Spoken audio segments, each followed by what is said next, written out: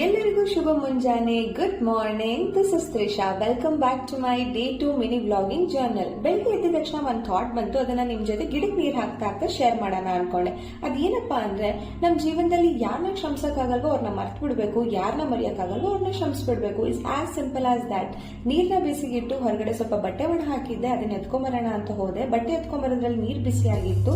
ನೀರ್ನ ಕುಡ್ಕೊಂಡು ಬಾದಾಮ್ನ ತಿನ್ಕೊಂಡು ಹೊರಗಡೆ ವಾತಾವರಣ ತುಂಬಾ ತಂಪಾಗಿತ್ತು, ಅದನ್ನ ಎಂಜಾಯ್ ಮಾಡಿದೆ.